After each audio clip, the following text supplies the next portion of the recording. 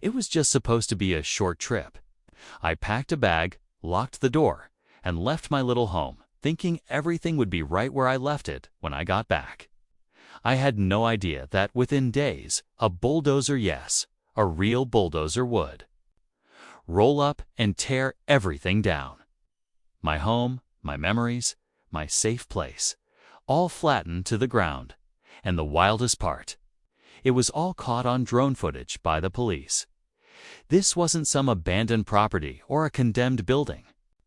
This was my legal, lived-in home. I paid my bills. I mowed the lawn. I even followed all the HOA rules, or so I thought. But while I was gone, something shifted. The HOA, my very own neighborhood association, decided my home had to go. Warning, no court order. No chance to even grab my things. The moment I got the call, my stomach dropped. I thought it was a mistake. I raced back, expecting maybe a broken window, maybe some vandalism. Never this. What I found instead was a pile of rubble and a crowd of neighbors standing around, shocked, some even recording it like it was some kind of show. The worst part? No one stopped it. No one called me. No one said a word until it was already too late.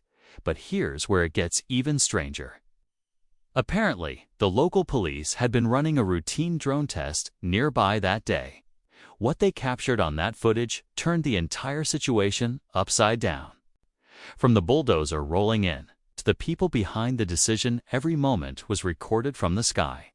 And now, the question is, was this a tragic mistake or something more? Was there a secret agenda? A vendetta? Or was this just a horribly botched decision with no one willing to take responsibility? Stick around, because what we uncovered next, not just in the drone footage, but in the HOA's own documents, will leave you absolutely speechless.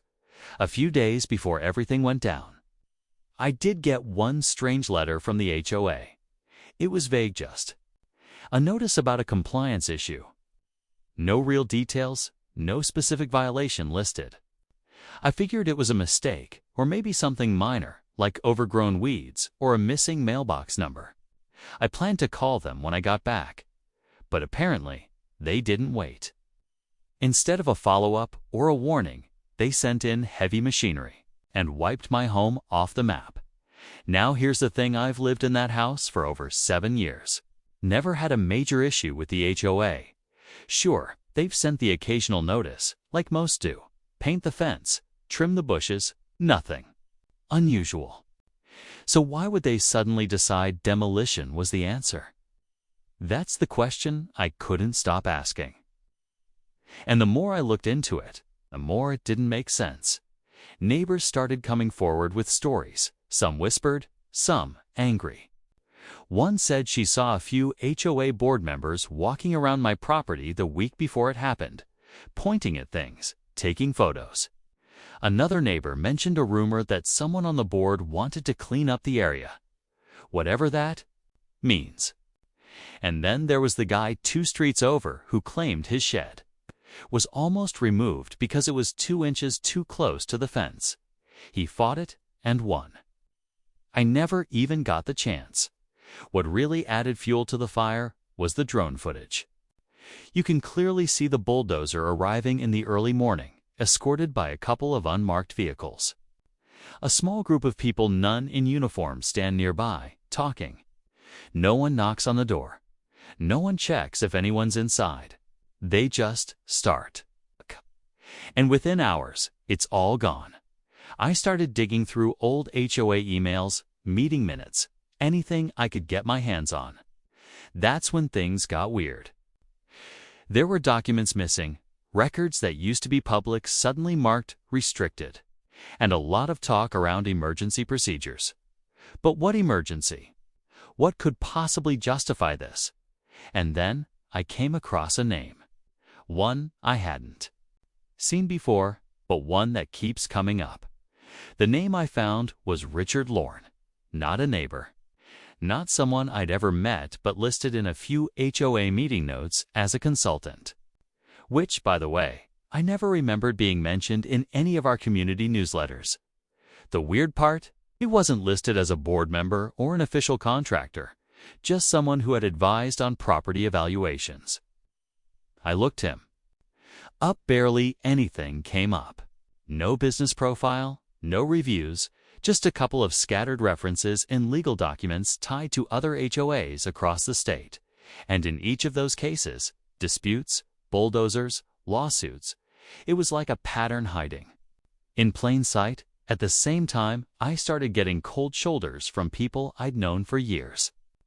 Neighbors I used to chat with during dog walks suddenly acted like they didn't want to get involved.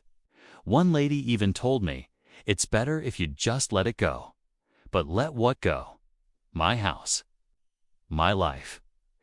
There was something deeper here, and I was starting to feel like I was the only one willing to push for answers. Then came the anonymous letter. No return address, no signature. Just a single sheet of paper in my mailbox with one line. Check the vote from May 12th. That was all. No context, but it was enough. I dug through every file I had, even pulled old email backups. Sure enough, the HOA held a special meeting on May 12th, but there's no public record of what was voted on. The official minutes say the meeting adjourned early due to lack of quorum, but other sources mention property assessments and safety hazards being discussed. Meanwhile, the drone footage had started to get attention online. A friend posted a short clip, nothing graphic, just the bulldozer rolling up to a perfectly intact house, and it blew up. People in the comments were outraged. Some shared similar stories from their own HOAs about forced cleanups, surprise code violations, and aggressive enforcement.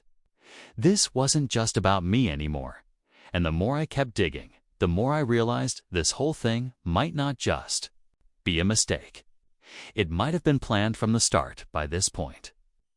I wasn't just trying to get answers, was chasing something that felt way bigger than my house. I knew I was being stonewalled, but I didn't expect to hit so many dead ends so quickly. The HOA office, which had always been responsive, suddenly stopped replying to my emails. Calls went straight to voicemail. When I showed up in person, the receptionist told me the board was in private transition and no one could speak to me without legal notice. Legal notice? I hadn't even filed anything yet. But then I got a message from someone who used to serve on the HOA board. He didn't want to meet in public. We sat in his car outside a grocery store, windows up, and he looked nervous the entire time. He told me that months ago, the HOA had pushed through a policy that gave them emergency authority to act on public safety concerns, without notifying homeowners in certain situations. That May 12th meeting. It wasn't about safety. It was about a vote to classify my home as a structural risk. No inspection report, no engineer's opinion. Just a majority vote based on a photo that apparently showed a foundation crack. I asked if anyone had ever come to look at the house in person. He just shook his head. Then he said something I'll never forget. There was pressure from higher up. Someone wanted your house gone. That same night, I went back and re-watched the drone footage again. I hadn't noticed it before, but in the distance across the street, there's a black SUV parked with its lights off. It never moves, just sits there the entire time. Watching, I froze the frame and zoomed in. The license plate was blurred by shadows, but it looked familiar. Then, a few days later, I started getting warnings. Emails with no subject lines. Calls that hung up as soon as I answered. One message said, "Drop it or we won't be so careful next time." That's when I realized this wasn't just an HOA problem. This was about power. About people who didn't think anyone would dare question them. But I was done being quiet. I thought the anonymous messages were the peak of it, that whoever was behind this just wanted me scared enough to walk away. But then the second twist came, and it flipped everything I thought I knew. I got a call from the county records office, totally random, or so I thought. The clerk on the line said there had been a recent request to transfer the deed to my property. After the house was bulldozed, the kicker, it wasn't made by me. Someone had filed paperwork claiming that I had abandoned the property and that the land was now up for reassignment under an obscure clause tied to HOA managed neighborhoods. I didn't even know that was possible. But the name on the application caught my attention. It wasn't Richard Lorne. It was someone else entirely. Someone I did recognize. Angela Brooks. She was the current HOA president. Always came off friendly. In meetings, always smiled at block parties, even brought cookies to the last board election. She'd never so much as hinted that she had an issue with me. But here she was, listed as the applicant trying to take over the land. The same land she voted to destroy. And according to the filing, she'd already made plans to merge it with the vacant lot next door, land owned by none other than Richard Lorne's shell company. That's when it hit me. This wasn't just a mistake or a power trip. This was a setup. A land grab hidden behind the HOA's rules and paperwork. My house was never a safety hazard, was an obstacle. And the faster it was removed, the faster they could move forward with whatever quiet little projects they were planning. But now I had names. I had documents, and I wasn't the only one. More neighbors started messaging me, some sharing copies of letters they'd received with vague threats of noncompliance. It was happening all over the neighborhood, just on a smaller scale. Still, the biggest question remained: why now? What were they really after? 'Cause what I found next, not just in county records, B.